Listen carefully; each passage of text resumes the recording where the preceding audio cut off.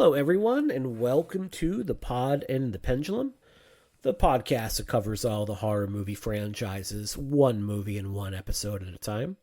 As always, I'm your host, Mike Snoonian, and sitting today in the co-host chair from the Spectre Cinema Club, from what sounds like a very hot and sweaty Los Angeles right now. It just sounds like the dog days of summer are here. Mr. Devaughn Taylor. Devaughn, how are we? Hello. I am doing good, and yes, it is. It's very sweaty. We actually got a late start on summer here. Like May was actually very overcasty and gloomy. Same. So we got a late start, but then the sun heard us talking shit and was like, okay, I'm coming back with a vengeance now. So July has been intense thus far, but I'm hanging in there. Excellent. Good to hear, man. Well, we're not here to just talk about the weather for the next 90 minutes. We are here to talk about part of the middle chapter in what I'm going to deem like a very loose second trilogy of found footage anthology films with our series on VHS. And this is the 2022 entry, VHS 99, which is getting to the turn of the millennium, and the kind of end of the VHS days is DVDs were just starting to get a foothold. Hadn't quite taken over quite yet, but people were aware, and now VHS began its slow decline. So we're at VHS 99 this week. Yeah, and it's interesting that you said a loose trilogy, because as far for me, since this is my first one being here on the years, and I had mentioned I was excited to get to these because I feel like these are a more cohesive trilogy than the first three are. There are more consistent themes between each one. Each year has a specific thing that they're kind of going for, and I feel that a lot more on these back end trilogies. And like I said before too, all of these make sense to actually be on VHS too, so I get my satisfaction in that way, but I think that these are much more consistent thematically, but I think consistent on quality wise as well, these year trilogies. Yeah, I agree. I think they're better. I think that the second half of this series outshines the first half of the series. I call it a loose trilogy in that there's not one overarching story that ties them together like they are anthology films. No, so of course. They're not defined so much as a trilogy. But I'm a thematic wondering, trilogy. Sure. And it looks like we're going to be kicking off another one now. And I kind of, before we dive into this movie, I just kind of wanted to get your thoughts a little bit on getting back into this series later this fall, because there was just an announcement late last week that there's going to be a seventh entry in the franchise with VHS Beyond. Yeah, so, this was kind of looming over us. We knew that it was going to be announced for some time this year. We just didn't know when, so it was actually dope that the news broke while we're doing the series now. I think it was fine, doing a trilogy for the years and then kind of moving on to something else. Now I kind of like it. It's okay, are we going to get a subgenre trilogy? This is going to be apparently the sci-fi one. What's the next subgenre that they could go into? What if there's a VHS that's all cryptids and creature features, or what if there's one, something like that. So I like what they're opening up to do, because that's the thing, they can do these movies for forever, because they don't have a actual, plot line connecting everything. So it's they literally can do 20 of these if they wanted to, and who knows. So it's we're getting up there in numbers already. My only thing is, if they were going to do another year's one, I wish they would have done a 70s one. I don't know why they did 94 and 99, because I think 99 is much better than 94. So I would have liked to have seen a 70s, Super 8, 16 millimeter version or something. But I guess that also would predate VHS, so that wouldn't make much sense. But hey, the first trilogy doesn't make sense for VHS anyway, so they could have bent the rules. If you're gonna post-date VHS, you could say that with VHS S2 and especially VHS viral, like the videos really like post-date VHS when you're getting into, Go cameras and, ocular cameras, like recording from your eyeball. When you're getting into that sort and you're getting into recording on HD, if you're going to start doing that, then there's no reason why you couldn't have a bunch of like 8mm and 16mm home video that has then been like uploaded to VHS, like all these home movies that are later kind of like somebody VHS. is like converting them or something. That could be a framing device for one like that. Look at that, boom. A little if you guys want to go back to the years, they could, but like I said, I'm happy that they're kind of going in a new direction with them now. Yeah, and it sounds like you said science fiction. Maybe 2025 we get VHS like fuck them kids. It'll be all killer kids or all kids social getting media wiped based. out. Oh God, I think that would. I'll say today is probably the first day, like, so I'm on holiday and have been on vacation for a few weeks, and I kind of like logged into social media because why not? And I'm like, oh, like this is why my mental health looks so much better when I don't go on to social media, because like after about 15 minutes, it just feels terrible. It just, even if you're just like avoiding politics and the culture, if just looking at like movie takes, like Nick Cage is a bad actor, actually, like that just takes like that, where it's just like, I'm going to go now smash my head into a wall repeatedly. And I'm not even a Nick Cage guy. Like, listeners know how I feel about Mandy. Well, yes, your thoughts on Mandy, we're not even going to get into that. We're in like a weird barbaric time right now, like, like on social media, like where, like, I don't know, it's like it's like we'll have our good days here and there, but then like I just feel like now it's like every time I go on, I'm like, how long do I have to scroll before I see someone celebrating something, rather than it being, oh, my hot take is this, or like, let me shit on this person's tweet, or let me do this. And it's like, like, oh my goodness, like I feel like I curate a pretty good timeline for the most part, but even still, it's just like kind of getting infected with just like all the weirdness.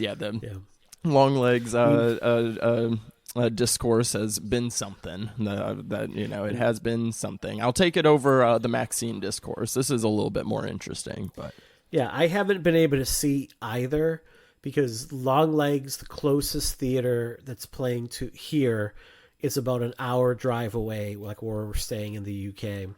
And we tried to go see Maxine last week. Like, we bought tickets at the theater. We went upstairs. We handed them to the young woman. And she looked at my daughter, who's 14, and was like, where's her ID? We're like, what? We're like, well, she's not 18, is she? And I'm like, no, but we're her parents. Like, and we're both over 18.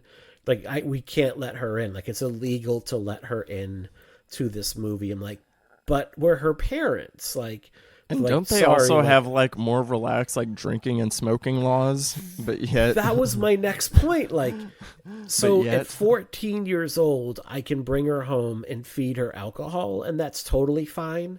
And next year, I can take her to the pub and buy her alcohol. And as long as she's with me, she can drink. But I can't take her to like an R-rated movie. Like, that is against the law. Like, that is completely crazy to me. And they have always been prude when it comes to cinema, Yeah, and the guy at the I'm like, I just want to get a refund. Like, I don't even want to see it. There's nothing else here I want to see. And the guy at the ticket counter was like, well, what about Inside Out 2? And I just like looked at him, and I'm like, I'm not going to argue with the guy. I'm like, dude, really? I'm like, you saw the movie I bought tickets for, and you're suggesting Inside Out 2, which I know it's a very good movie and all, but like, are you for real right now? And we just went home. So hopefully Sunday will be like a double feature of those two. There we go. And then we throw Maxine on the wheel next year, I think. I think we have to throw that on with X it's a trilogy. Pearl. It is a trilogy. It's a trilogy, so it'll make it. brief background stuff here. Just a couple very little things, like 2 or 3 bullet points here that I found pretty fascinating. Number one, like the initial idea when it was pitched by producer Josh Goldblum to Shudder after the success of VHS 94, he was like, let's do one that's all set at Christmas, which I think would be like a really fun idea. It would have been called like VHXmas, which I would be on board for. Yeah, I'd be down for an entire holiday set one, and yeah, I mean Christmas would make the most sense, and why families making their like home videos and stuff for the holidays, like yeah, I could totally see that. Mm-hmm. And then the other idea was one that was set during medieval times, which talk about I don't understand how that would work. I couldn't really find a lot in terms of like them trying to explain that pitch, but that was one that was rejected. Interesting. And one thing that I'm sure you guys talked about last week, but the 94 was filmed during lockdown, during quarantine, during COVID times, and like, which I think was part of the reason that this series was able to come back, was because it was like, okay, hey, we can make cheap movies, small crews, small casts, like, whatever. So that way we can just like get back to making stuff.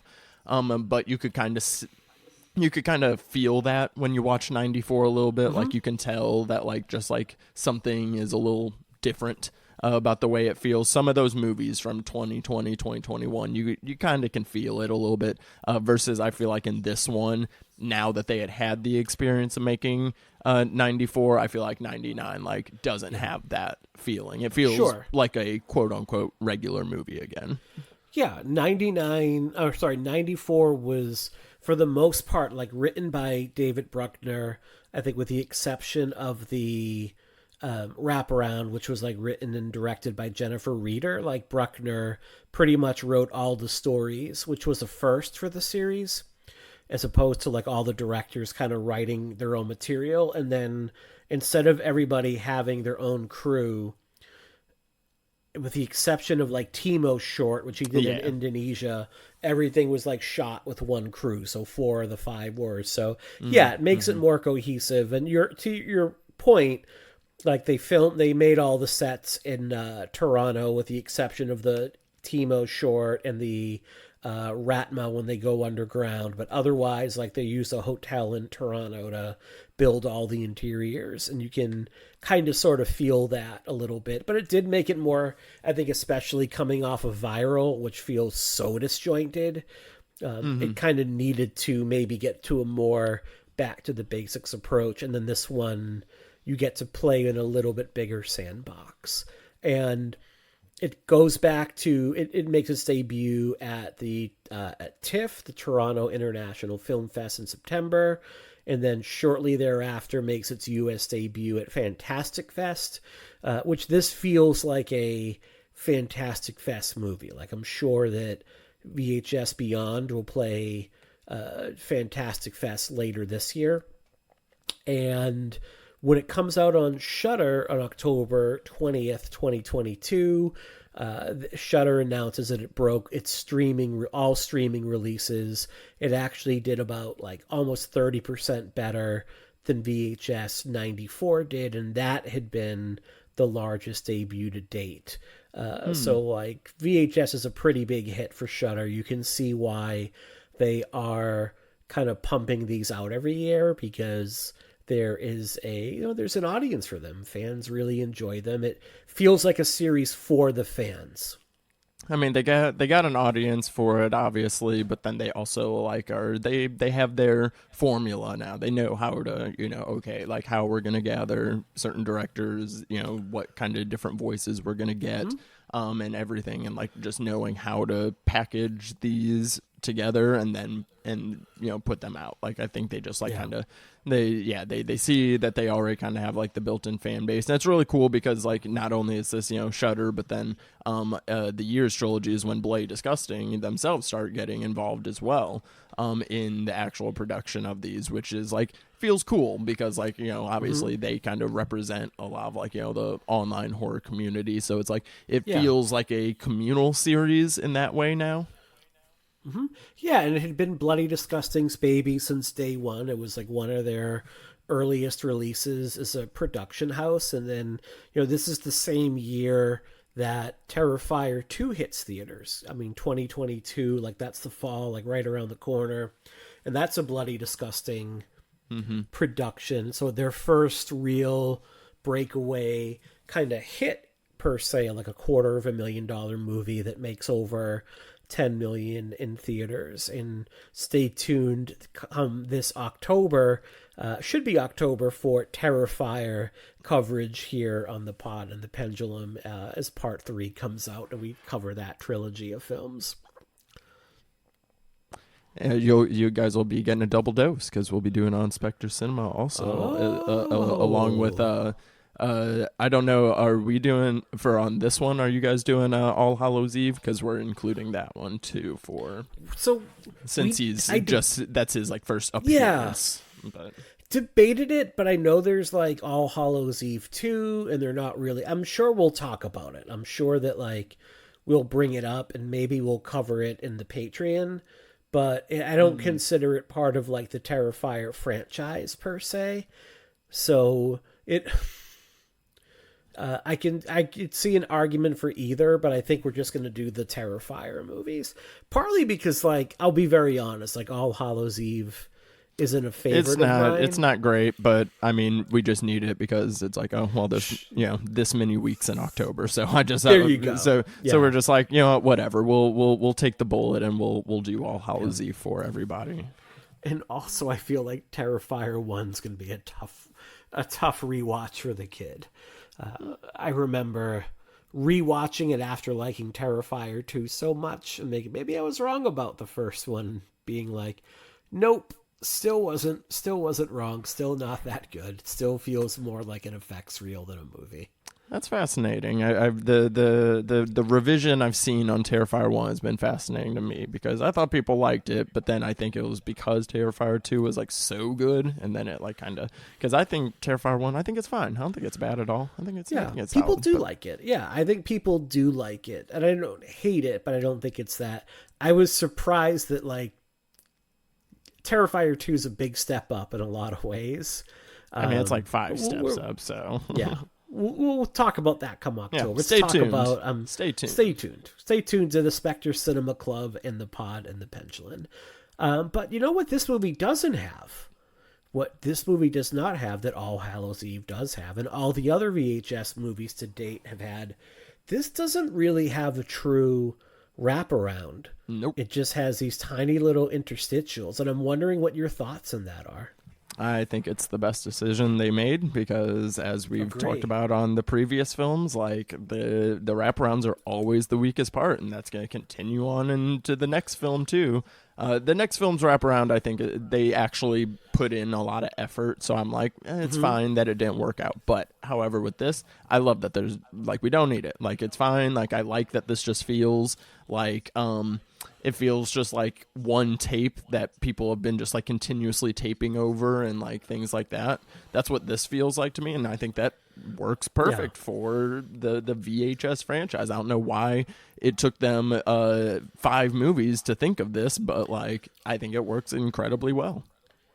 Yeah, I really do. I agree with you. I think that it's a really neat decision, especially 5 films in. It felt like the good old days where you would have like a bunch of blank VHS tapes and you would, put it on like SLP mode and you would try to record for as long as possible and cram as much on there as possible, and then like forget to label it, so you would have no idea what's on the tape. and you would record over it again and again and pop it in, and who knows like what goodies you're gonna have. And you even get like and you just got like scrub through, and you're like, yeah, rewinding real quick and stopping and being like, okay, what's at the 20-minute mark or whatever. Yeah. But you even get like a fun little callback to VHS 94, because like the Veggie Masher commercial makes like an all too brief appearance here. And the other decision I really like is, obviously like the interstitials kind of lead into one of the short films, the Gawkers. And after the Gawkers resolves, you don't go back to that stop motion animation with the army men. Like that is over, because the stories of the kids and the Gawkers is over. So you don't have that cutaway at the end of the last short. It never goes back to it. So that's something I really like too. Yeah. Just a nice detail. Yeah, for sure. Okay. Should we talk about our initial short films here? Should we talk about these first batch of films? Yeah. So, I mean, overall, like, I'll go ahead and show my cards here. This is my favorite overall film of the franchise. I think it is the most thematically consistent. I think the quality is very consistent for the most part across.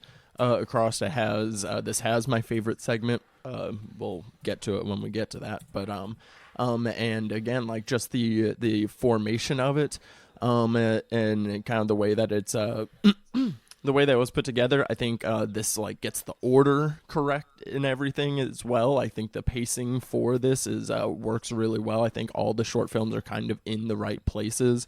I could see maybe moving a certain one, but I think for the most part, I think this is like the correct order it should have been in. It just flows very nicely. So like, I don't know, for me, just like overall, before we get into each one, I think that this one is just like it's very consistent and very well put together as far as compared to some of the other ones. Like when you think of all the different variables that go into the anthology format.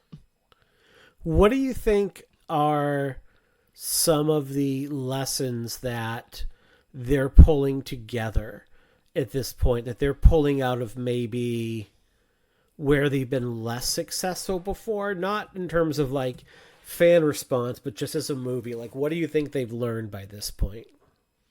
I think that by this point, like after, trying out, 94 and shifting gears a little bit, then them being like, okay, there is something here to like be like, okay, let's hone in on a certain theme that is prevalent to that time. And I think, 99 going into Y2K is a perfect like kind of area to explore, where people are kind of having these different fears, but then also the emergence of technology and everything.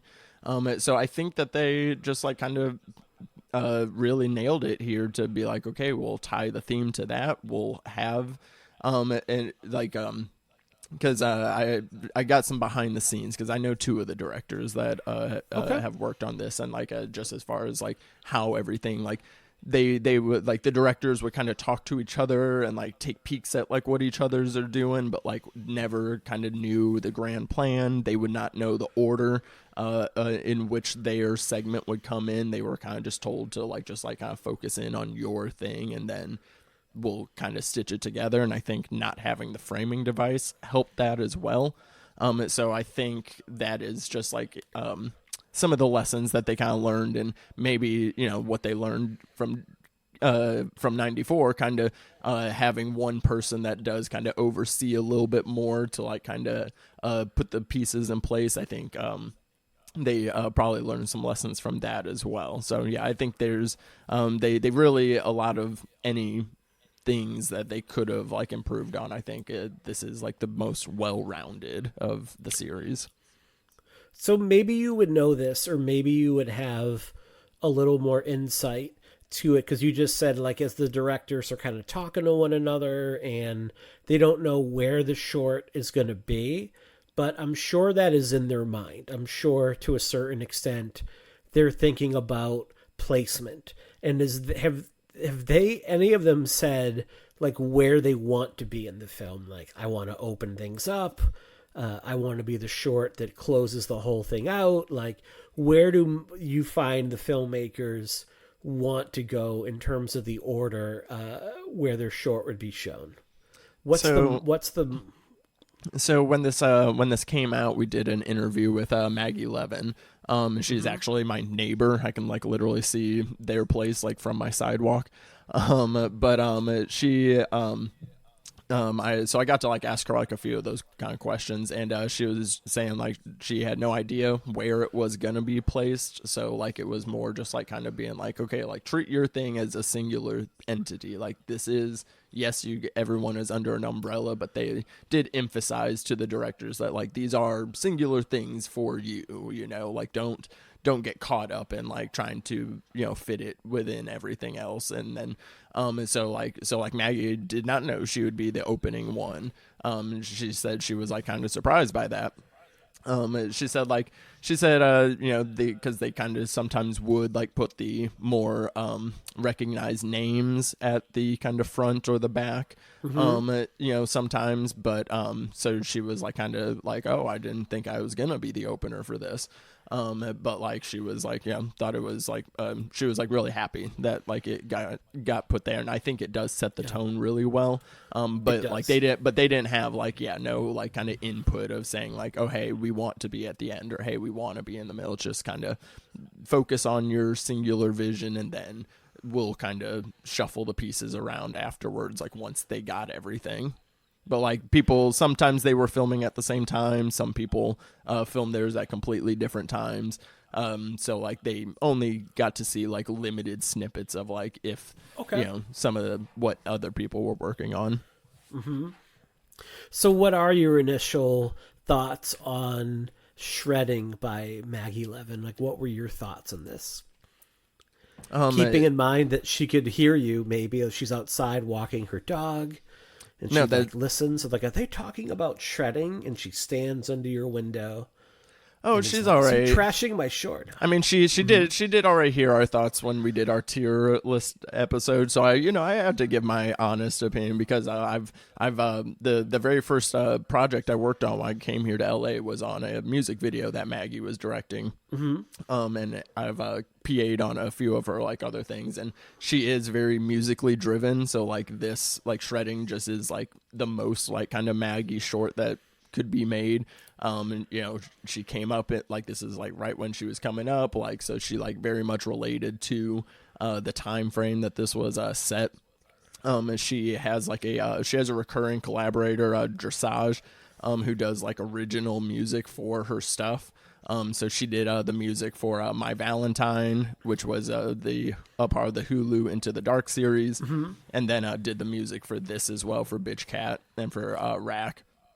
So Maggie's always been like very musically inspired by a lot of her projects, and I really like this one because I think it sets the tone that there's this theme of humiliation in this. Like, okay, hey, like you know, like how much can we fuck with you on camera just to like make a funny thing, or like, you know, like, or how far can you take a prank, you know, all these different things, and the way that you interact with your friend groups, whether the way you interact with strangers.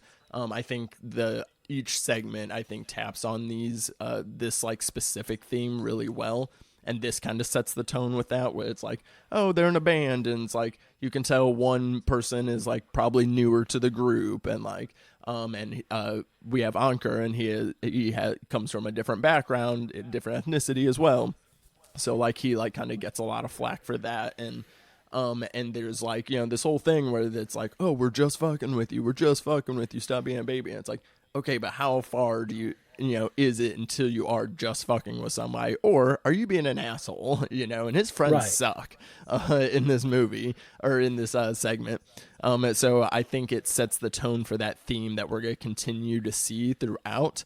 And I think the whole like mythology and lore behind it, like the story, the you know, the gig that went up in flames, and you know, the band that perished, and you know, summoning them, and all these things, and turns into like a little Evil Dead punk, you know, show in a underground, you know, venue or something.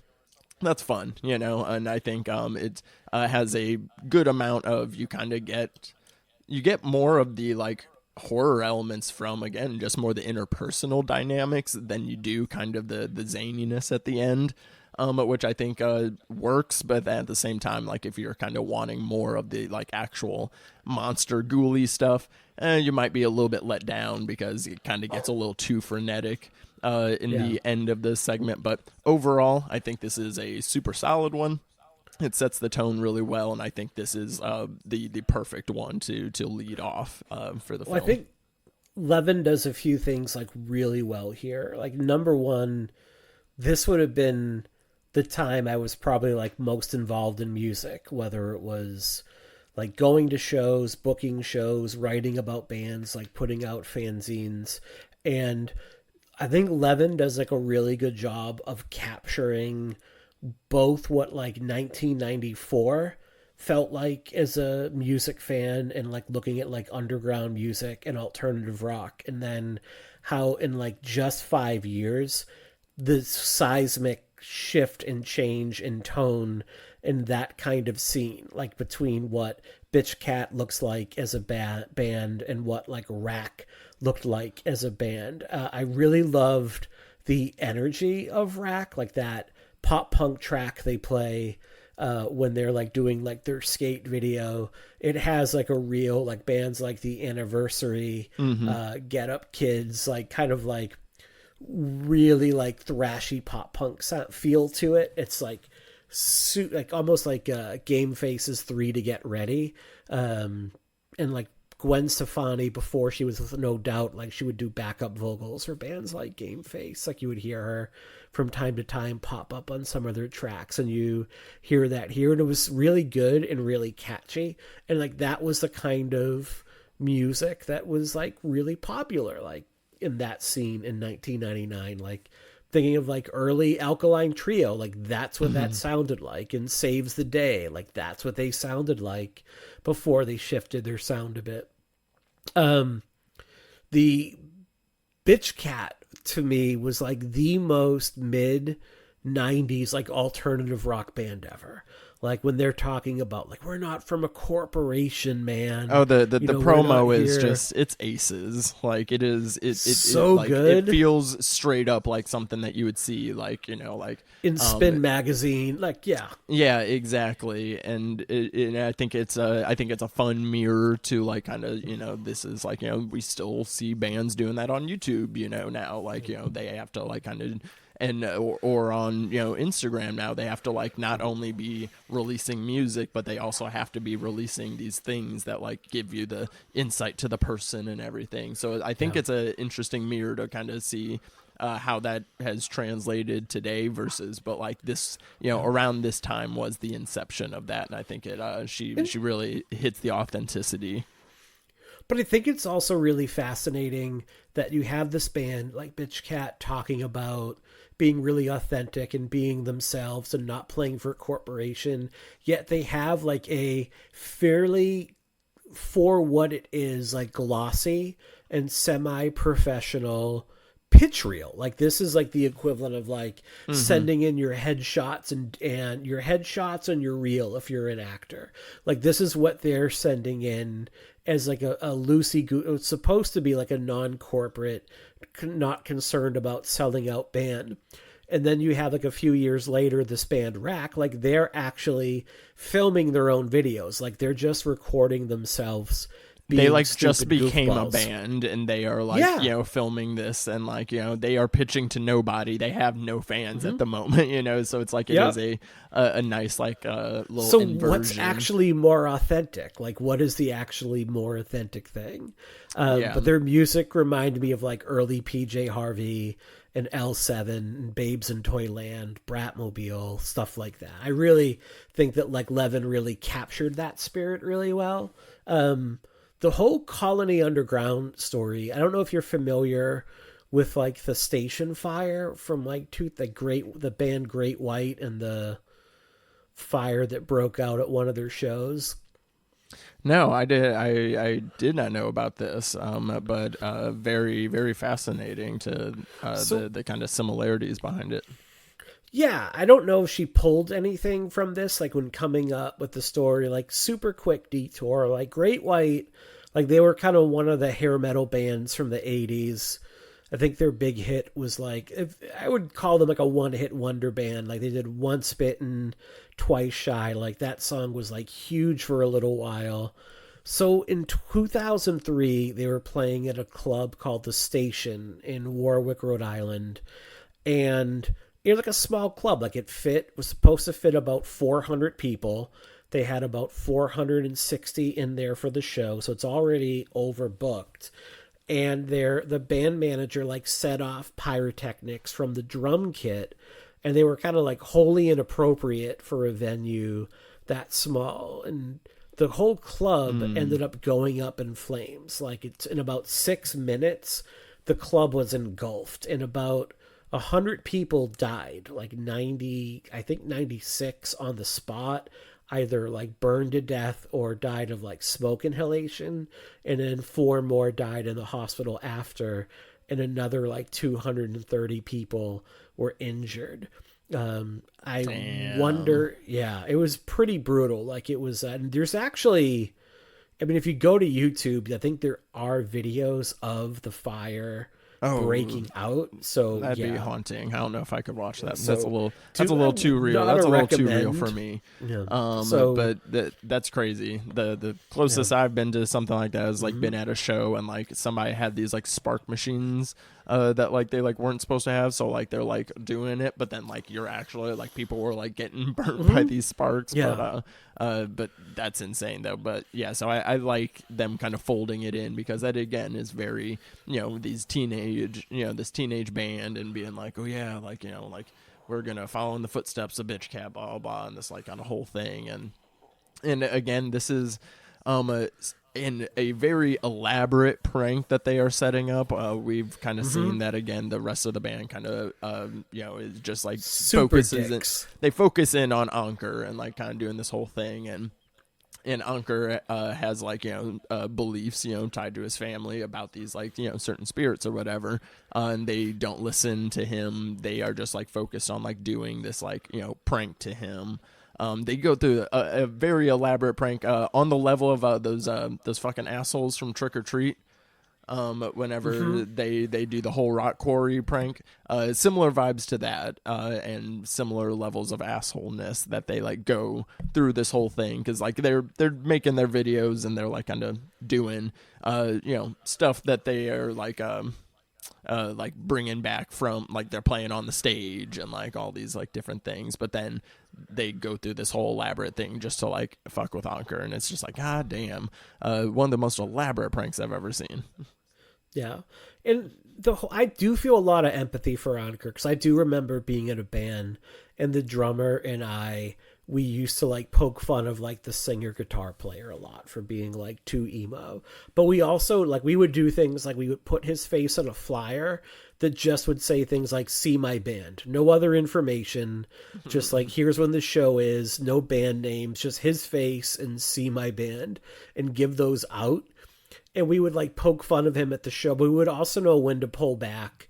And we always had one another's backs. Like we were never going to go too far. And it feels like, especially like Rachel, doesn't know when to say, okay, I was wrong here. We shouldn't have done this. And they're all just kind of dicks. And I think that kind of goes with like, yeah, like they're a bunch of like bratty skate punks from the late 90s. And that's what it was like for a lot of people, but not everybody, or even the majority of people in that scene were like that. It's like they took all the wrong lessons from that scene and applied it to their band. So I did feel a lot of empathy. Like Encore is the one, even in the promo video, like he can't even take a shit without someone putting the camera in. Like, it's like, come on, man, give them some privacy. So I do, you were mentioning the themes here. There's like the theme that runs through a lot of these shorts of like being the outcast, like being someone who is like on the periphery of the friend group, but not completely integrated into it, or at least not knowing where you stand within that group and having to constantly constantly go past your comfort zone in order to fit in, and doing that thing is what ends up like sealing your doom, basically.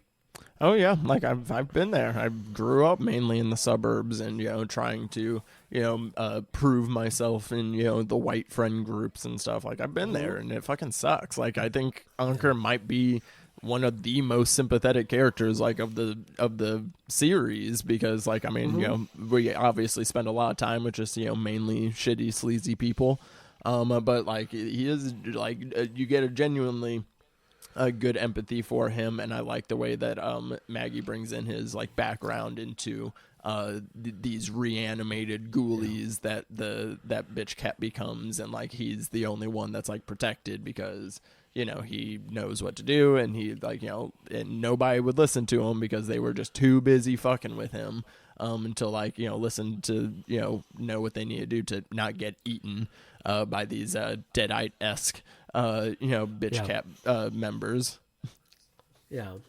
This is the one where, I've said this before, if anyone would or should survive, like it should have been Encore, because he was the one person in the group that was like really not taking part in the prank part of it. Like he was the one like, let's respect the dead. We shouldn't be doing this. Like they could have left him alone, but that's not going to happen in these films. And then the thing that like kicks off the last part of the short, like the stomping on the blow up dolls that are meant to represent like each member, like, and they're filled with jello. It's like just super disrespectful. It's like, because they got stomped to death when people were like running over them to get out of the colony underground. It's like, that is as disrespectful as it gets. Like that's just like, what little shit weasels. That kid was so cringe, and I knew about 3 of them when I was in middle school. Like, my goodness. God, middle school into my 20s and 30s. I mean, we had kids at shows that like, let's light fireworks in this basement space. It's like, what? That's a horrible idea. So people getting thrown out for stuff like that. I do think it kind of falls apart a bit at the end. Like once the Deadite zombie stuff kicks in, like it just doesn't look that great. It's got some good gore and some good gore gags, but it's just it just feels a little bit rushed and messy compared to the rest of it. It's a classic kind of found footage thing that happens is like when things get like super crazy, it's like kind of harder to like keep like a cleaner frame and everything. But it's a little too frenetic, which is a shame because the effects are actually really good. Like I've seen like behind the scenes like photos and stuff, and she's posted them on her Instagram. Like the makeup and effects are actually really good. It's just you can't see them, you can't really appreciate it because the camera is just kind of all over the place. There's dirt and dust flying around everywhere. You can't see you can't see anything in the finale of this, which is kind of unfortunate. Yeah. Should we move on to Suicide Bid? Yeah, let's do it. All right. Before we talk about the short, I got a question for you. What would it take for you? Like, what would you have to be on the table for you to spend a night buried alive in a coffin? I mean, define spend the night. Was this 12 hours? 12 hours in the coffin? Yeah, it was like you're buried at like 9. She goes in at 9:30, and I think that she's probably not coming up till like at least 8 in the morning at the earliest. I mean, those girls don't look like early risers. They're not looking like they're going to be getting up at the crack of dawn. They're hitting the snooze button. I'm doing it. I always got a price. So for a certain price, I'll do it. I'm not gonna do it in the name of friendship like this gal does. I don't care. I don't need friends or to be in a friend group that bad. Hell no. But for the right amount of money, yeah, I'd do it. If I had a flashlight and knew that I wasn't gonna run out of air. If they're like, because that's the thing. Like, you gotta. It's tricky to know how you're gonna be able to keep air for that long. So I don't know. I think about this every time I watch Kill Bill Volume 2. I'm like, this would suck, but like if for certain circumstance, like I could do it. I'm not like super claustrophobic, But yeah, I don't know. But definitely not for friendship. Well, like the Million Dollar Man, Ted DiBiase was fond of saying, everybody has a price, but I think mine would have to be pretty steep because this is one of the things that would freak me out. Like, there's actually near where I live, there's like a haunted house attraction every Halloween season. And one of the things they had, I don't think it's there anymore, but like where you go in to like buy your tickets for it, for like an extra $10, you could get paid to quote unquote get buried alive.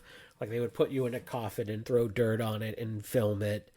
And I'm like, there's just no way I would pay somebody $10 to replicate this experience. Definitely like not. I just couldn't do that. I no Getting way. negative money for this experience? Hell no. Yes, not gonna happen. It'd have to be a pretty steep price. Like you would probably have to pay for a couple years of my daughter's like college fund at the very At least. least. And it At would least. be not a state school. It would be a good private university with room and board and the good meal plan and books, because I don't think I could make it. I literally do not think I could make it 8 hours, 10 hours, 12 hours. I would freak out.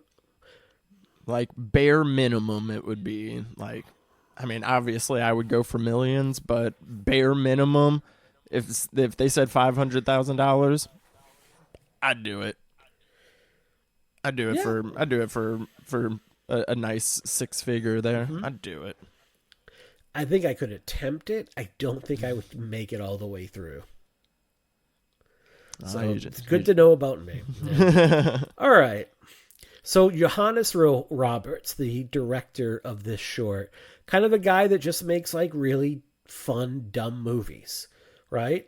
I mean, Strangers, Pray at Night, the two 47 Meters Down films, Resident Evil, Raccoon City. Just a guy that makes, I would just say, solid B movies. Yeah, I haven't seen the 47 Meter Down movies or Resident Evil Raccoon City. I have seen Strangers Pray at Night. Very slick, very stylish. I definitely liked it. His Strangers film more than this most recent one. That's for damn sure. I think most people do.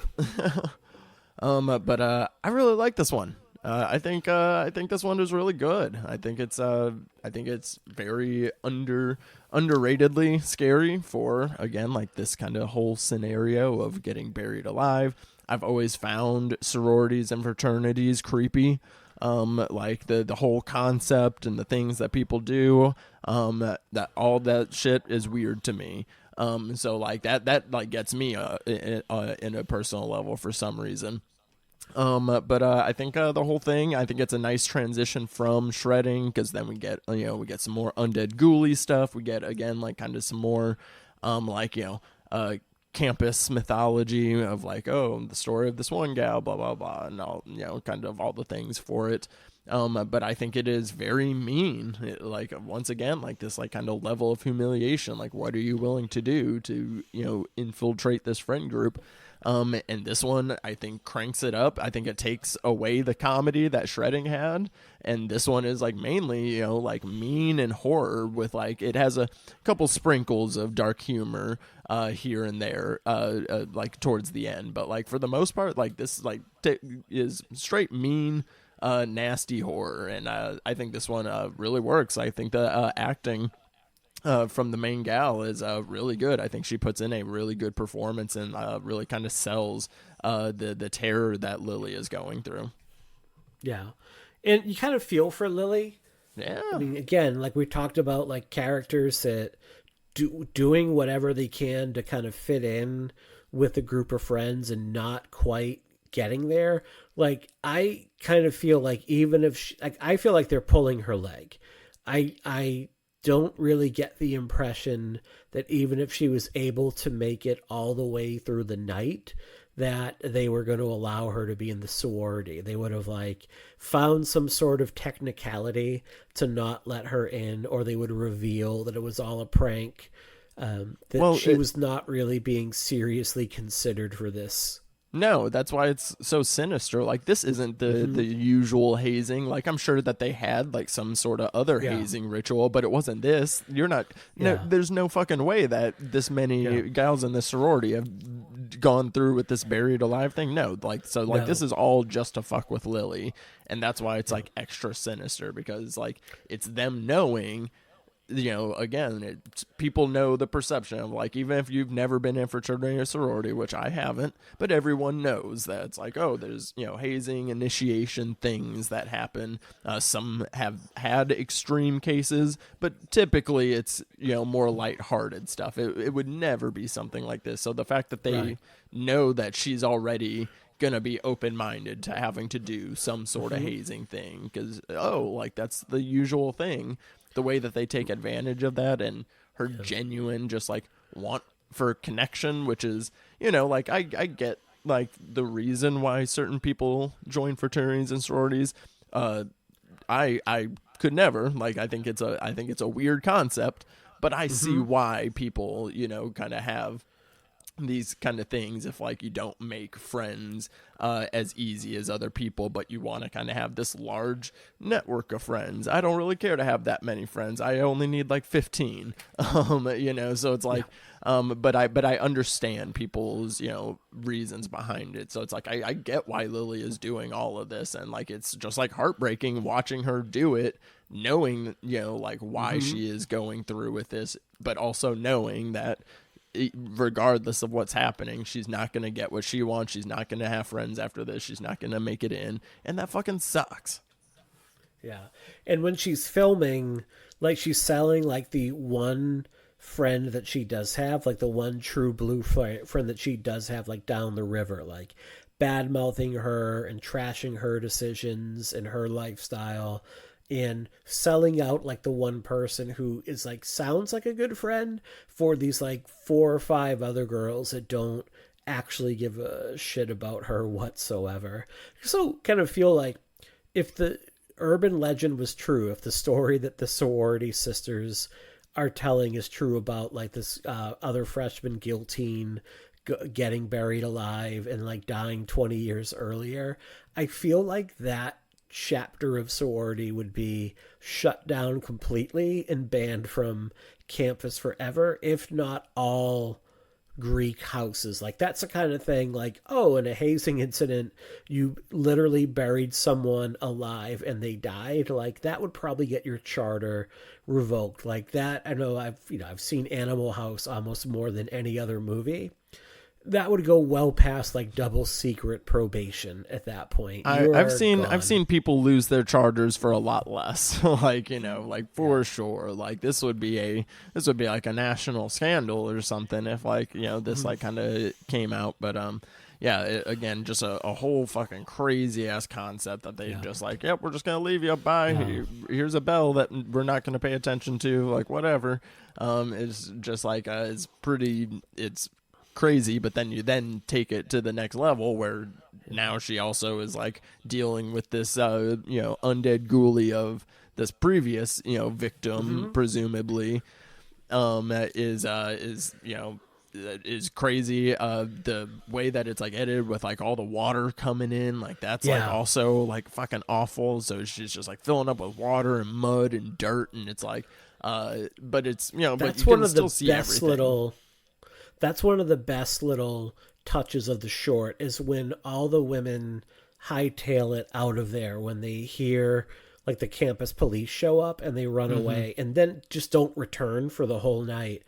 You see it start to pour rain and you start to see the mud trickle in, and you, without even having to cut to that next scene, you know how bad it's going to go. Like, it's a great little detail. Also just want to point out the meanness of like it's just very sinister to have like the one sister who seems like she has Lily's best interest at heart and is trying to talk her up, hand her that box to give her some comfort, and the box is filled with giant spiders. Like, what a ruse. bitch. No, a fucking ruse, like giving her hope and all these things. It's ridiculous. And yeah, like, and then like they come back and like homegirl's just like, nah, forget it. Like we're gonna forget this happened. Like whatever. And it's just like, geez, Louise, like, you know, like, oh, what, you want to lose your scholarship or like whatever. It's like, geez, like, yeah, like psychopaths. It's like, no, I think you have to worry about more than I think you have to worry about being someone's prison pillow at that point, lady. You've murdered somebody. Like, you're going to jail for involuntary manslaughter at that point. I'm no lawyer, but it seems like there's a case that can be made against you staying free. I do love the end of this. It really does play out like this whole short plays out like something from like Tales from the Crypt. Like there is something that feels like that about this entry.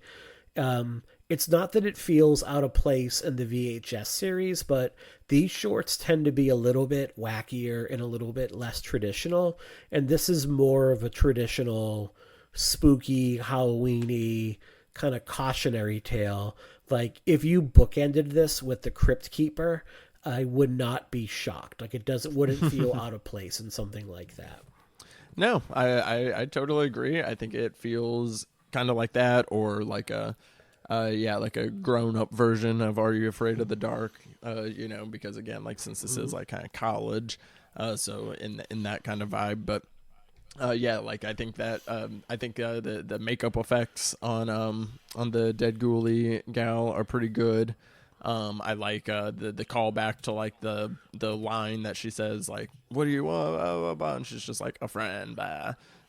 You know, that she also wanted the same thing. So it's like, I think it works out. I think it, and then Lily becomes a ghoul and then gets to get her revenge, which I think is really fun. Yeah. Yeah.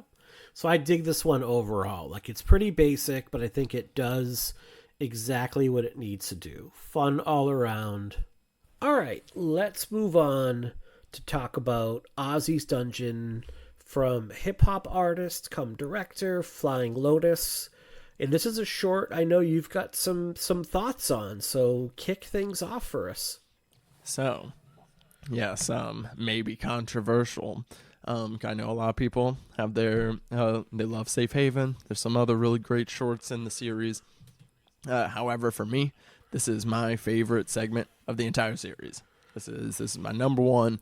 I remember the first time I watched the movie just being like, I fell in love with this segment. I think it is so bizarre and it hits a lot of nostalgic points for me as somebody that grew up like dreaming of being on Legends of the Hidden Temple or Double Dare 2000 or Guts.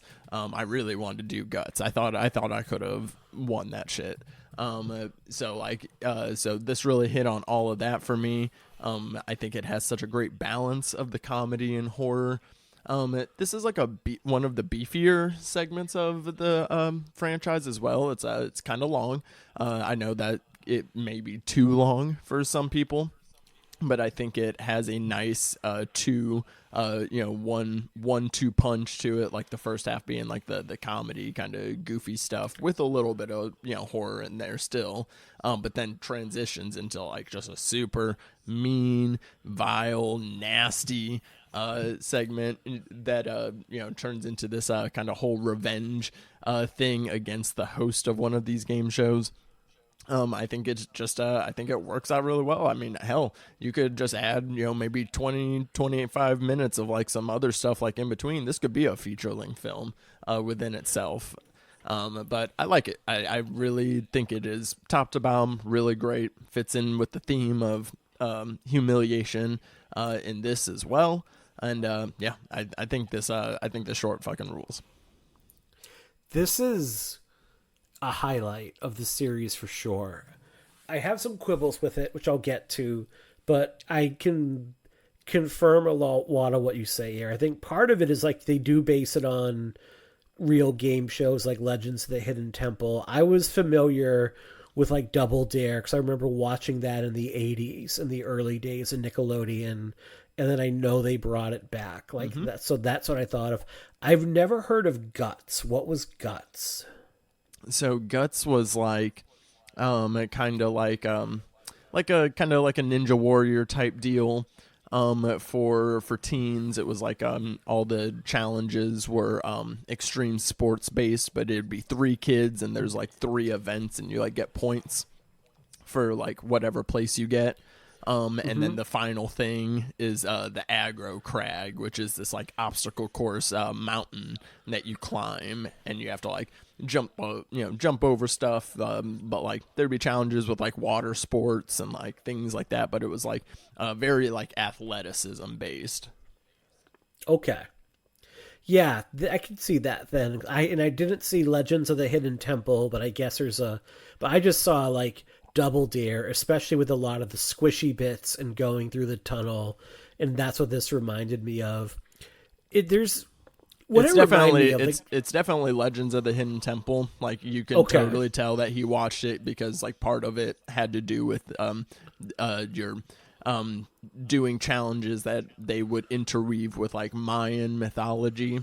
Okay. And that was like kind of the whole theme for Legends of the Hidden Temple, and like the final thing, and there's a host, but then there's this like talking stone temple face that is like 8 feet tall. You have to see a picture of it. It's insane, and has like this crazy voice. But yeah, you can definitely tell Flying Lotus was a fan of this as a kid. Well, there was also this side of like 80s and 90s kids television that legitimately felt dangerous. Like when you would watch it, it would be awesome, but you would, going back and looking at it as an adult, you'd be like, how were more people not injured? Like, how did someone not at least break like an arm or a leg on some of these game shows that were made for kids? Because like they're just flying around and there's like zero safety protocols going around. Or how do they not get like just violently ill with some of the like goo and crap that was like dumped on them? That is just what it's so, and that's what's like kind of, sinister about this segment, because like then it makes you do think like, I can think of however many episodes I've watched of any of those shows, and nobody ever got hurt. Ever. Everyone was super safe and nothing happened. I was like, statistically speaking, throughout the filming, somebody's gotten injured and they've swept it under the rug and they've, just not aired the footage or whatever. Like, that's totally a thing. So I like how exaggerated it is in this one, that the challenges are like very dangerous. They're like stabbing each other with like pointy hats and like, going through poorly constructed structures. But then that leg break, oh my God, is fucking we'll get awful. to that.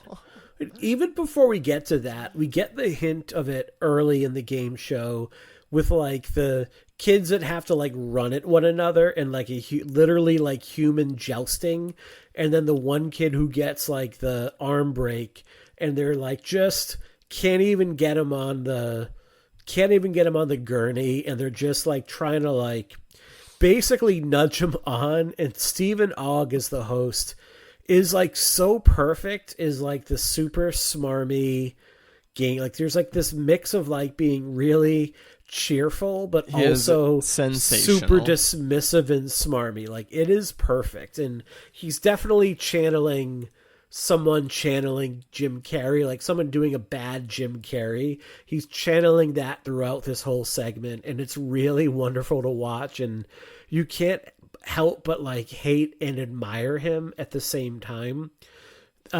It's so funny seeing him in like this kind of setting for like a game show, because like those game shows, like by that point they were having like cool hosts now. Like Legends of Hidden Temple, the host, his whole thing is he was like dressed like an explorer and he would like come in on a zip line and shit.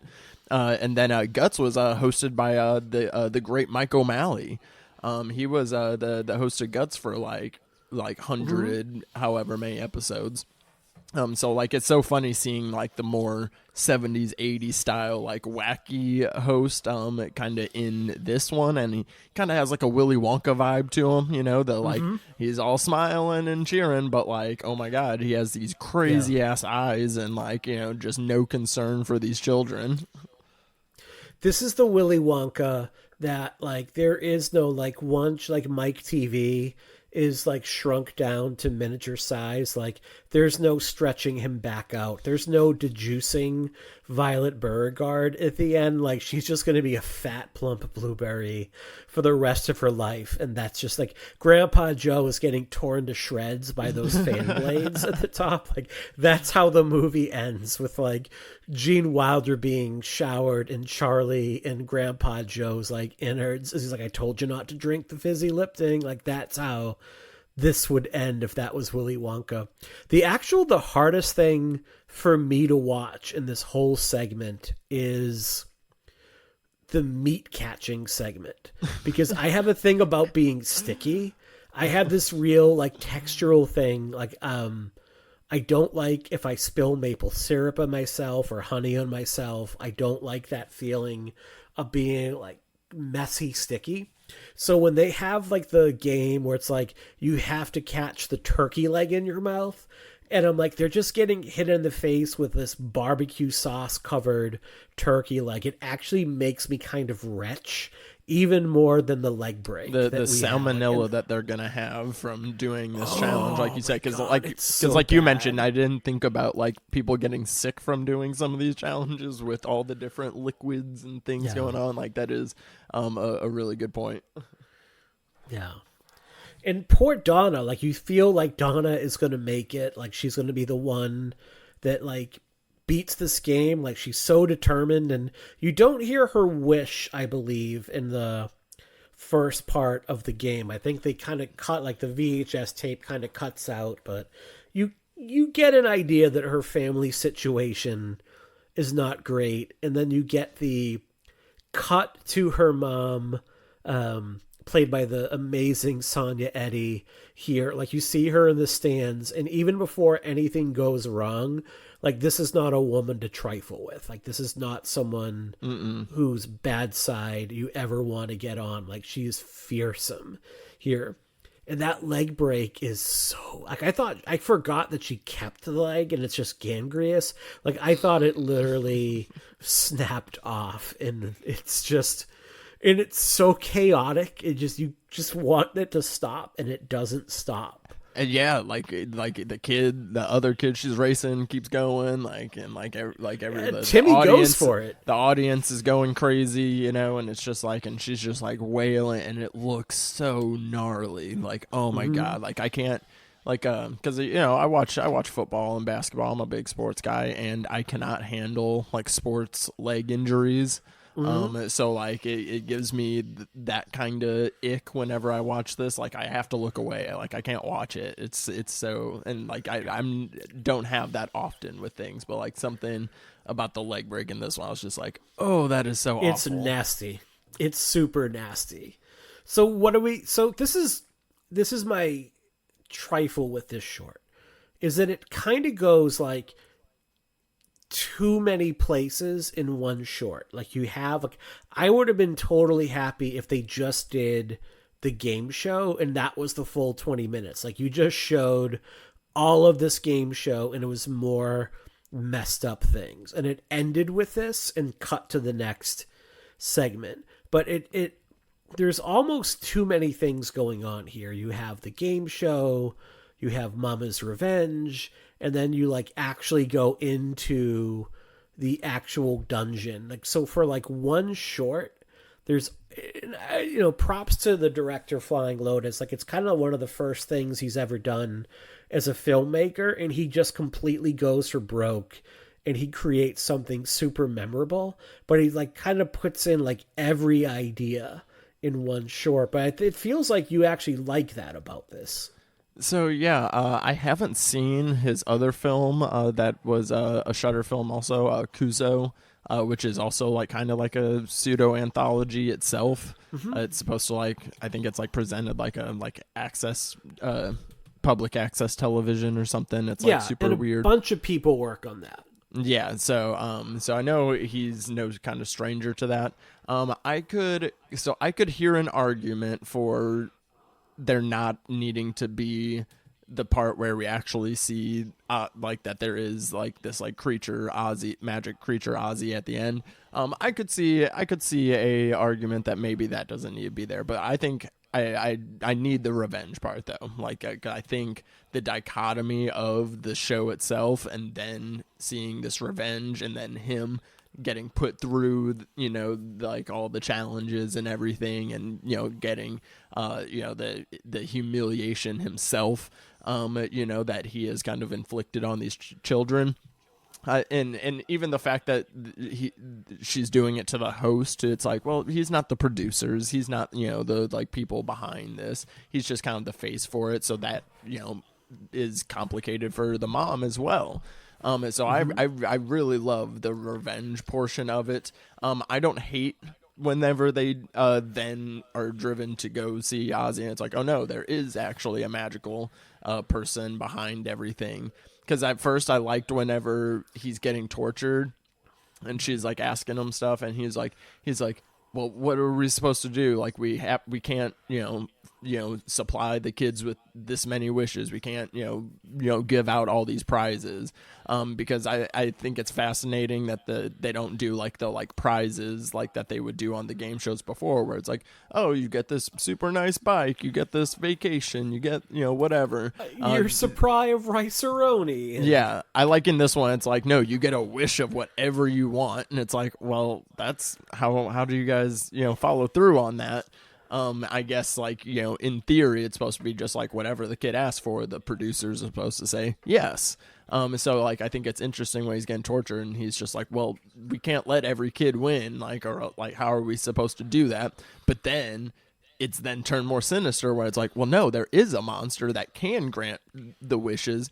You guys are just selfish. And, like, so, like, I think having that takes it even a step further of, like, kind of the whole morality behind this.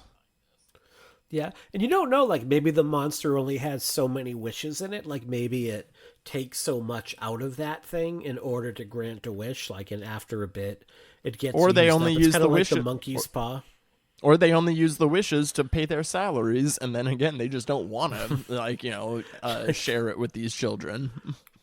Well, doesn't he even say, like, he's never been back there? Like, he's actually never even seen Ozzy before, so I wonder how much, like, he's even plugged into, like, what is actually back. And I do love that you have, like, the kind of hostess, like the Vanna White of the show. Like, she just lives back there. Like, she lives in the back of the studio. But what do you think of, like, Mama's recreation of the game show, like the kind of like home version of the game that they've made in their basement? Man, it is a nightmare. Like it, like the way that it's shot, and like I really like the way this like scene is lit. It's like all dingy, and I like how she did like take like pieces from the real set, and but then had to like makeshift in other things. Oh my god, the fucking liquids. And just the nastiness, like the piss and the shit, and she's threatening him with a gallon of acid.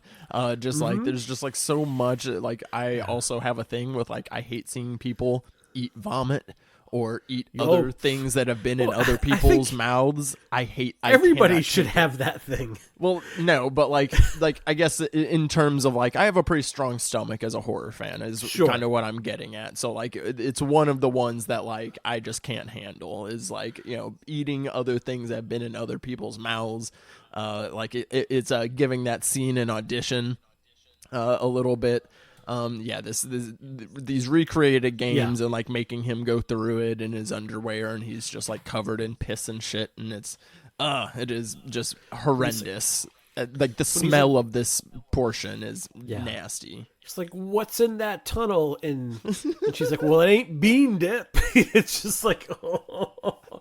You just have to think like how much, because the other part of it is like, her family are kind of co-conspirators, but they're not. Like, you get the idea that she runs this household with an iron fist, and they are going to go along with her plan, or they are going to get the bottle of acid. Like, she will test that acid on her good-for-nothing husband, like, basically. So you have to wonder, how much shit she has collected and for how long and she's been collecting it for, and then what she's had to do to keep it soft and mushy. I mean, that's the other thing you think of. That's a lot of shit. I know, like, just having to prep this is just, like, even disgusting for them is, yeah, so gross. And, like, yeah, you can kind of see the, like, one son that is, like, filming everything. He's the one that was like, hey, I don't know if we should be doing this. But it's like, bro, you're already in this deep. Like, you've already been helping her put this together for months, I'm sure. So at any other point, you could have did something. So, like, don't go acting like, oh, I feel remorse now. Like, no, you're already in it, homie. The whole family, yeah, you guys are all... it sucks, but at the same time, like, I don't hate seeing it happen. Like, I'm like, I get it. Like, you know, like, because, like, when you think of, like, because he, even though, like, yes, he isn't, like, the face, and or he is just the face and maybe not the one responsible for everything, he still is very flippant about it. It's very interesting. Yeah. Like, they're asking him questions, and he's like, well, you signed a waiver, you just didn't read it, like, you know, and it's like, that's like telling somebody, like, hey, sorry, you didn't read the terms and conditions, like, because no one does, but, like, and that's fucked up, and they probably did sign a waiver and, like, don't have insurance to, like, deal with this injury, is, you know, so it's like, even though he might not be the one responsible, he still, like, shows, like, his complacentness and the kind of the whole thing. Well, and it's also like when he says that, there's earlier in the short when he's talking to Donna about where are you from? And she's like, from Detroit. We drove out here from Detroit. And he looks at the camera, he's like, what? Like, you couldn't afford to fly? Yeah. And it's just like, yeah, they couldn't. You know, these shows are exploiting the poor. These shows are exploiting people that are of like a less economic means. So when you offer this kind of wish fulfillment, then even if they had read the waiver, you're going to maybe take that chance anyway and say, what if? And waiver aside, there is the kind of like societal agreement that if I'm going to go on this show and do this thing, you're going to do a little bit to take care of me. You're going to prepare it in such a way that I'm not going to suffer this like horribly egregious injury. There's that kind of like handshake agreement that you would assume, and there's none of that here in the game show. Like, matter of fact, the whole point of the game show seems to be to like maim people. It seems like Battle Royale, the game show, every day for children. It's an interesting, again, like kind of different direction that this looks at, like kind of the humiliation and like the lengths you're willing to go. Because like even still, like, yes, like you signing a waiver, you're going on this.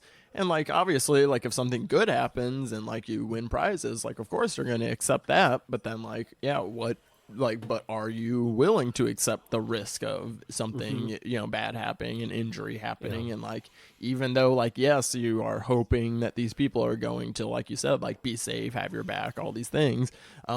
There's still a level where you are making that decision. So I do still find that fascinating. And I love how you mentioned that line whenever like the Steve Ogg again, like just some of the deliveries in that first portion when, like you drove from Detroit when you couldn't afford to drive, and they cut over to Donna's mom, and like that's the, like when she like starts like mean mugging him and stuff, and it's like it's a cool little detail because you can tell that's the moment, and like when she's doing the revenge, I bet she's like replaying that like instant in her mind, like kind of the whole time of like the inception of like, oh fuck this guy, and like if I get the chance I'm gonna fuck him up, is really really interesting and a really cool little detail, again like hidden in a very comedic moment. What do you make of Donna's wish at the end of this? So I mean, I assume she just wished to destroy everything. I don't know, like Donna just brought on the apocalypse. She said fuck it. I think is kind of what I took from it. I like that. So you think it goes past this? You think it goes outside of this? I'm not sure. I'm looking back at my notes, and I wrote Donna wished to destroy everything. I don't know what everything encompasses. I didn't rewatch. I didn't rewatch for this recording. I'm just going off my notes, but sure. But yeah, so I'm not sure if it is either the whole kind of dungeon establishment or like yeah, or if she's saying like because like I mean by that point. Like I wouldn't just stop at destroying that. Like I'm not trying to like because at the end of this, her daughter's leg is still fucked up. Like they're still poor. There's still all these things. So like I don't know. Like what if Donna just said fuck it, I'm bringing on the apocalypse, end of the world because Donna said so. Yeah. Thought it was an interesting choice to not only take out the host, but also her mom, because her mom is every bit as manipulative. Like her mom doesn't seem to care about Donna so much. She cares about like Donna winning the game so they could get out of there. She's using Donna to get out of these like circumstances that the family is in, and Donna doesn't appreciate being used as a pawn here. So that's what I took it as. I agree 100%. Just want to say very like, unfortunately, like the mom in the short, like played by Sonia Eddy, like she passed away not too long after Oh no shit. Yeah, in 2022, like December Damn. 2022, from like medical complications from a surgery, which is really sad. And she was like so good in this, like one of the best performances of anyone in any short. Probably best known for General Hospital. Like she did over like 500 episodes of that daytime soap opera between 2006 and 2020, and then she just appeared, and it looks like she has like over 100 credits to her name, just like appearing in a lot of like TV and movies, like a consummate like working performer. And she takes this character here and a chance to lead something and really makes it her own, kind of like when I think of the movie Ma with Octavia Spencer, like that Blumhouse thriller from 2019, like kind of like the kind of character I wanted Ma to be, but that film almost holds back a little bit. I still haven't seen Ma. I really need to watch it. It's a movie that I haven't wanted to watch by myself. I'm like, I feel like this is a group of friends watch, so I've been holding off. So I still haven't seen Ma yet. But I totally agree that I think Sonia Eddy gives one of the best performances out of any of the VHS movies. Like she really brings a ferocity. She's hilarious. She is the way she's like dabbing herself because she's sweating so much is just like all the little details that she has are really great. But she's been a very consistent TV actor. She has she's been in a couple episodes of Seinfeld even. Not only some soap operas, but some sitcoms as well. So that's unfortunate. I didn't know that she passed not too long after this. That's very sad. And I think Stephen Ogg, like he's done stuff for The Walking Dead. He's also like the main villain in Grand Theft Auto 5, I think. He's like one of the main voice actors there. So, which, I mean, like probably more people have heard him in that than have seen him in this. So, you know, good work if you can get it. Let's move on to The Gawkers, which is directed by Tyler McIntyre, who his debut film is Patchwork, which is like a pseudo kind of like Frankenstein / Human Centipede type film. But he really burst onto like the horror scene with Tragedy Girls, which is like very fun, excellent indie horror movie about two young high school women that want to become famous, and they kind of become like serial killers. And it's a great little horror comedy. And this past year, he came back with It's a Wonderful Knife, which I'm a bit more mixed on. I thought it was okay overall, but I'm a little bit more mixed on that one, although more positive than negative. But here with The Gawkers, I would say the only thing that's missing is like Blink-182 or Sum 41 on the soundtrack, because this is like kind of really aping the resurgence of those like teen sex comedies from the late 90s, early 2000s you saw with like American Pie, you know, those movies that would become like really massive hits. And then when you sit back now and think about them, you're like, man, these movies are like, I still watch American Pie every now and then, and I will laugh at a lot of it, but there are parts of it where I'm like, this is pretty gross and pretty exploitative, but it feels very much of its day. Yeah, this one, unfortunately, is the weakest of the film for me. Sure. I like McIntyre as a director. I've had him on the podcast before, and we also talked Tragedy Girls at one point. I really liked It's a Wonderful Knife. I thought that was really great. That was co-written by Michael Kennedy. But I really liked it. I thought it was very wholesome and sweet, and a very nice take on It's a Wonderful Life, but while still very much doing its own thing. I really enjoyed that film quite a bit. But it is kind of funny when his two features, which feature like primarily female protagonists, like the women in that are pretty morally grounded, have good heads on their shoulder, or at the very least, even in Tragedy Girls, where they're committing these like acts of violence, you can almost justify them. And when he has like men as the protagonists or young boys as the protagonists, they're just like incels, the movie. Yeah, and that's my thing with this one. It's like I can't tell if either McIntyre had seen all the other VHS movies and we're kind of just like taking bits and pieces from other ones, or if he hadn't seen any of them and didn't realize that he was kind of making a short that again is like very similar to some other ones we've seen. So it's like I don't think this is a bad one. It's just too similar to, I mean, even it feels too similar to stuff that we see in Shredding earlier in the film, or take it back to a Bone Storm and VHS Viral, or Slumber Party, Alien Abduction. Like it feels like a lot of stuff we've already kind of seen here, except for now we have a Gorgon, which is cool. Like, you know, we don't really get to see that monster used often in anything. So, I mean, I think that's fun, but like one, the effects on the Gorgon do not look good at all. No. And then two, I just don't find these teen boys funny or like entertaining. They are kind of annoying. They're very creepy and sleazy and like, you know, like, oh yeah, let's spy on a woman through her laptop and all these things. And like, again, it's just like they have like that one friend that they like fuck with more than everyone else. And like, it's the kid's brother. Yeah, and he's like the like, you know, he's the quote unquote nerd, or he's like kind of the straight man of the group, I guess. He's just kind of like, oh yeah, whatever. But I don't know. He knows how to use a computer. Yes. So I don't know. It's just like I've seen elements of this better in other segments throughout the series, and it just feels a little too similar. And then even the finale, I think, is doesn't really work all that well, just because one, the effects are a little distracting, and then two, it's just she comes in, she turns everyone to stone, and that's kind of the end of the movie or end of the segment. So I don't know. I mean, I know I'm older, but I still feel like I remember what it was like to be a teenage boy to a certain degree, and I'm sure you do as well.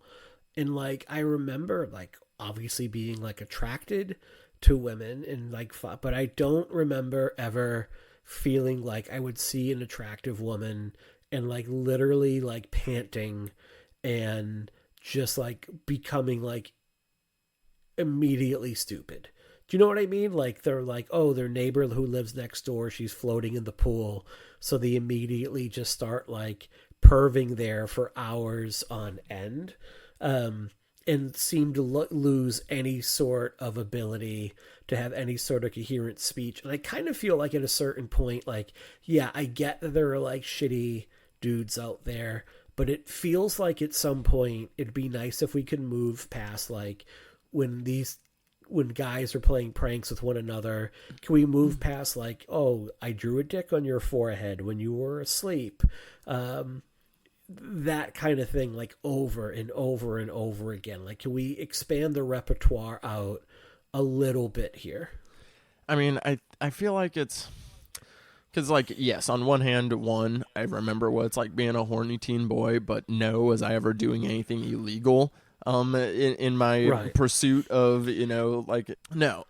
So I mean, it's whatever, but and I see, like, yes, like, I guess maybe that is what McIntyre was kind of going for, was to, like, be like, oh, yeah, no, like boys, there are boys out there that are this weird and creepy, and, like, that shouldn't be a thing. But at the same time, I don't know, I feel like there still needs to be some relatability to an extent. I just feel like these boys are just like very annoying and gross and pervy, and it feels like the sleaziness from the first two VHS films. Like it feels like we're kind of back to that, and it's like, okay, so but if you're gonna make a statement about that, like one, I would like it to be like funnier and more entertaining, I guess, but like also like kind of make it more obvious that you're making a statement, because like I don't watch this and I don't think this is like, like early 2000s humor where it's like, oh yeah, no, we're playing this off as a joke and that it's okay. Like I feel like the film, he is making a point to be like, no, you're supposed to feel gross and sleazy watching these boys do this, but like, okay, but now take it to the next step. Like what else? Like what about it, And I feel like that's kind of where it like comes up short with kind of doing this trope again. To a degree, it's a reflection of the culture of its day, in that like there was like Maxim and FHM and like Axe body spray, and like Jerry Springer was like one of the most culturally relevant figures in pop culture, like during the late 90s and 1999. So you can see where it's definitely an artifact of that day. And it's kind of like, okay, well, what if we show you like an American Pie or Euro Trip style of movie, but we remove like the soundtrack, the catchy pop punk soundtrack, and just show you the bare bones. But I think there's nothing interesting about these boys whatsoever. Like they're not even average. Like they're just beyond mediocre. The writing is beyond mediocre. Like it just is like so simplistic. It's like, give me something a little bit more nuance that we haven't seen. Like, yes, we already get that these dudes are like super, super shitty. And I think that there seems to be this idea that like this type of suburban kid is still interesting somehow, even when we see how shitty they are and they're getting their comeuppance, and like they're just not. Like there's nothing fascinating about, like we've seen this a million times already. And I think part of it too is, if this was 10 minutes long, I could excuse more if it was like really short, but this feels like way too long to get to the point.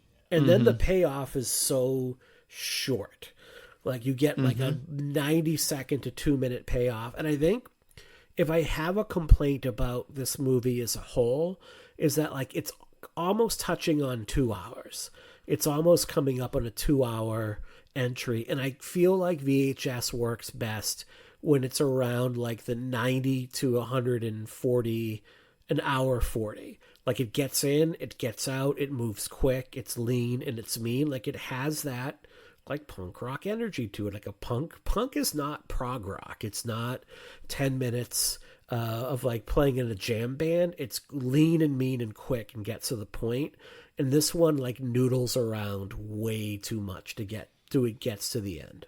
That is that's one difference between the Year trilogy and the early trilogy, because I just looked through, and all of the Years trilogy are between 105 to 111 minutes, so all of them are like closer to 2 hours, versus the earlier trilogy, we're all more around kind of the 90-minute mark. And you definitely do feel that a little bit, and it's like, that's why it's like, I don't know, this if we were gonna kind of go for Ozzy's being on a chunkier one, then like maybe Gawker's just doesn't even need to be here. Not that it's that bad, but it's also not really adding much either. I think is kind of the biggest issue with it. A question, because we'll get into this more next week. But would the pacing have felt better for you if Ozzy's was split somewhere, and then like the Ozzy like dungeon section like comes after Gawker's? Would that help the pacing for you? I don't think so, because like Ozzy, I get what you're getting at, because I think when they use that split next week, it's done in a really fascinating way where you don't even realize it's split, and then it's like a great oh shit moment where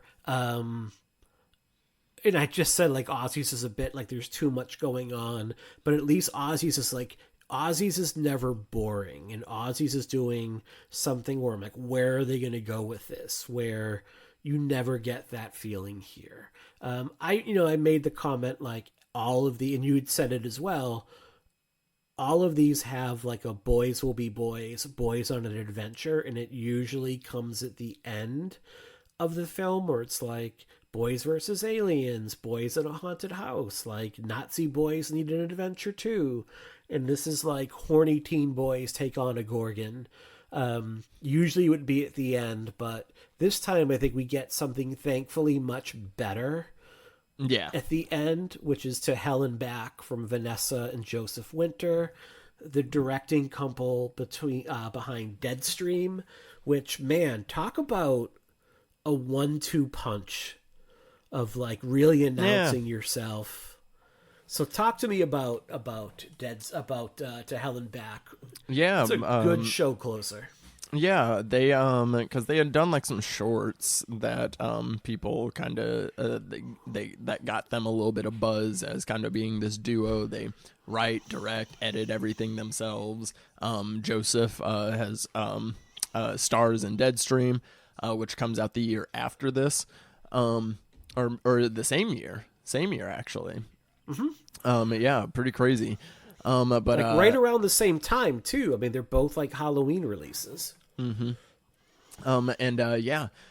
I really like this one. I think the setup is really fun with like these like two guys doing a gig, and that turns out it's like, oh, we're videographers for a satanic ritual, but like, let's just watch it anyways, like, because they like don't believe it or whatever. So it's like, whatever, we'll do this job. And like, I'm like, that's kind of relatable. Like, if that happened to me, like doing like a freelance gig out here, and like I could totally see that happening. That's like I really like the setup of this. It's these two bros that are like kind of just seeing, they like have each other's back, and like it's like seeing like what they're willing to do to like literally make it, go through hell together and make it back home. I think is actually like very wholesome. Like it is very different compared to the shitty boys that we're usually hanging out with at the end of these films. And I think the Winters, I think they on their very limited budget, they managed to give scope, kind of some of the most scope that we've kind of seen throughout the series, and like making a convincing version of hell as to like what they can do. Like you can see there, like, there's like foam rocks like hanging out on the set, but it's like, it's whatever, like, cause like it's lit really interesting, and it works in that way. And like there's even like this like giant monster that's only on screen for like 7 seconds, but it is like so detailed. It looks so neat. Yeah, and it's there for 7 seconds at max, and I love that. So like I really like the way that you can totally tell that like it is low budget, but at the same time they like really stretched it as like big as they could make it. And I think this is kind of the perfect ending for this one. I think putting this one at the end was the correct choice. I feel like Nate and Troy would really get along with the crew from like 10/31/98. Like I could see those guys kind of getting together over pizza and some froth, and just kind of hanging out. Like they just seem like good, unlike the rest of the people we've seen here and there in these films. Like they seem like good, decent, wholesome guys. And, I love that, Troy, when he's in hell, is like, do you think that like a minor shoplifting incident is what's going to get me sent to hell? Like, I think that's like a kind of like really clever. Like I love Joseph Winters and Vanessa Winter, like their writing style and their sense of humor. I think they're very clever. I think they know when to be silly. Like I'm a very big fan of silly humor, and they are able to use it in small spurts without it becoming overbearing. Like it doesn't become like, okay, that's one joke too many. There's a joke that cracks me up every time, and it's during the setup part whenever they're like watching these people do the satanic ritual, and they're like doing it, and they're like doing it, and you hear the lady just go, "Is that Fergus again? Get out of here, Fergus!" And it's like the wrong demon that they have like summoned accidentally before. it's so funny. It's so stupid, but for some reason I think that's like one of the funniest bits in that movie. Yeah, so the comedy is used really well. Mabel, the biter, is fantastic. She's amazing. And it's the same actress that also appears in Deadstream as well. And she is super fun. I think she is hilarious. This like little demon guide. She's trying to take the guys to Lord Ukuban, which is who the satanic people were trying to summon. And they only have like 12 minutes or something to make it back. That way they can make it back to the real world. I think it's Lord Qui-Gon or Pokemon or something like that. Yeah, Ukuban. Yeah, and Mabel is fantastic, and she's a fun character, and I love like her and Nate squaring off, and Nate has that kind of like party tiki torch that he's brandishing as a weapon the whole time because it looks ridiculous, and he still has the New Year's Eve party hat on. Yeah. But it's kind of like, all right, I guess what one would do, and the banter with him and Troy is great, where he's like, you told my ex-fiance that I had a gambling problem, like you never have. But they do come through for one another at the end. It feels similar to the Bonesaw Boys because they're like you wouldn't kill anybody for me, and he's like, oh, you'll see, and then like at the end whenever he's like, oh my god, you meant it, man. It's like it kind of felt a little similar to that, but like again even kind of more wholesome whenever it's like, no, like you would leave me if you had to, and it's like, no man, I wouldn't. And like I really they're kind of they're back and forth for it. Very, very believable, very wholesome. And this is way more rewatchable than like Bone Storm 2. I think it's a lot more fun from start to finish. It moves at it moves. I mean, like it kind of feels like if you made a parody of Doom, the video game, like if you were to make like a spoof of that, it kind of feels like that, where you have like, because you do have like a really good creature design, like they do take that part of it fairly serious. And I know you don't get it in close up, but there's like the giant devil that like is lit with just the red lightning for like 10 seconds, like not the demon at the end, where it's like that's massive. I really enjoy that. But Mabel is awesome because she's so badass, and you kind of wonder like how long has she been able to survive in hell, and what are her circumstances to get her sent. And she's like, put my name in the book, and I kind of love that, like getting her name written in the book becomes her whole reason to be. And then when they try to bring her back, it's because they're so loud they get her killed. Well, I guess, but they put her name in the book, so she's gonna she's gonna be like a legit demon, like overlord. Now she's gonna run that shit. Like she ain't just gonna be like surviving. She's gonna be running hell now. So like, good for Mabel, in that way. It feels like a arcade game that I'd play at the movie theaters. Like that's what this feels like in a way. And I think it's very fun. I like the real time aspect to it, which is really cool as well. And then love that they like make it back, but one of them's in the vessel's body now, like the vessel that was like supposed to be bringing Ukuban back. So like that's like a fun little stinger at the end. Yeah. And I guess I didn't watch all the way through to the end credits, but if you do watch all the way through to the credits, you can hear the witches performing the ritual again, except this time they're calling Mabel's name out. So you're right. Like she is going to come back. She's one of the great witches now. There you go. So yeah, that is that. Do we have any more on to Hell and Back? I almost feel like we're shifting this one a little bit, but there's just like not a ton to say about it, except it's like super, super fun. It gets in and gets out and does the job. Like it does exactly what it needs to kind of close things out on a high note.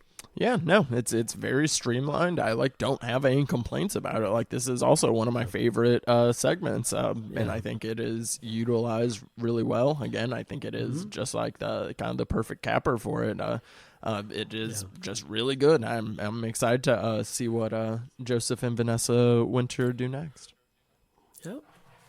All right. Well, I think we can put VHS 99 to bed. We have one more to do now before we take a little breather and come back to it in the fall with VHS 85, which I remember watching, and I think I, for the most part, really enjoyed it. I thought like VHS, I thought I had not seen this one, and I actually had. So I actually had seen all of these. I thought this and Viral were two that I hadn't watched, but like none of these were first time watches for me. So that was kind of nice. And I think 85 is, I think people are a little bit lower on that one overall, but I actually quite like that one. It does some funky things. But I'm looking forward to chatting about that one next week with some of the crew. But before we do that, Devaughn, let's plug some stuff. What do we have coming up on Spectre Cinema Club? What are you doing this month? We this month we are focusing on LA-based horror. Getting into all the weirdness that goes on. So we did an episode of They Live and Targets, and then we got Starry Eyes and The Ritual coming, and The Invitation coming up. We also did a review on Longlegs, which should be up by the time this comes out as well. You can hear me over there. New episodes every Tuesday at Spectre Cinema. You can find me on all the usual social media places at _Daddy Disco, and you can also hear me over on the Lady Killers podcast. I hopped on over there to talk Basic Instinct. So if you want to hear me talk about the ultimate bisexual menace, Catherine Trammell, go check that out. Excellent. And listeners, you know where to find us. Go to our site, podandthependulum.com, to get all of our back episodes. Coming up on 250, like by fall, we'll hit that number, and that's a lot of shows. That is a lot of episodes to do, a lot of franchise movies, the good, the bad, and the ugly. So go to the podandthependulum.com in order to get all of our back episodes, or just go wherever you get your podcasts. Go to Apple Podcasts, Spotify, I think YouTube Podcasts, wherever your podcatcher is, and go through our archives. We have literally weeks worth of listening for you to do at this point, to go through hundreds of episodes and hundreds of movies at this stage of the game, and we hopefully will be here for a while longer. What you can do to help us out is rate, review, and subscribe to us everywhere that you get your podcasts. Go ahead and leave us a 5-star rating, write us a little review about why you dig the show.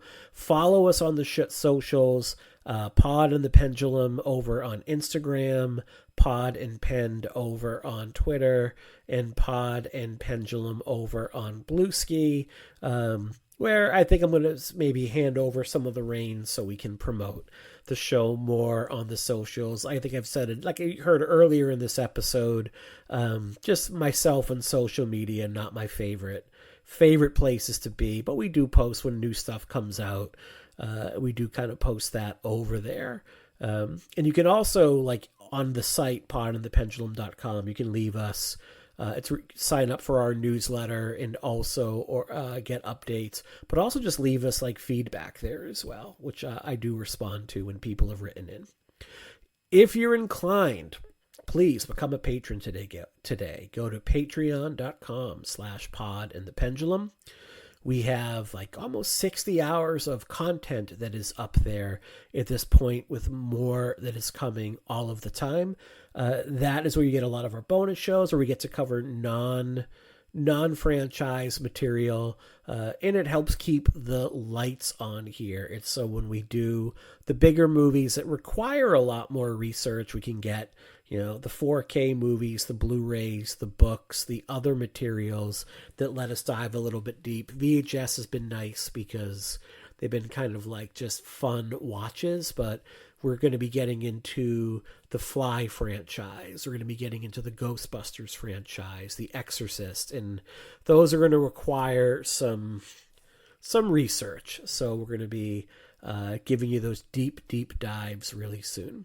As far as I go, I actually have a guest spot I just recorded with Rebecca McCallum. Her and I appeared on Moving Pictures Film Club. That episode will be dropping, I believe, mid to late August, where we talked about the Texas Chainsaw Massacre for nearly 3 hours. And you might think like, wow, that is a long time to talk about one movie. Wait till you hear about the project Rebecca and I will be dropping starting in August. You have not heard anything yet, and I'll say more about that later. All right, listeners, we'll be back next week with VHS 85.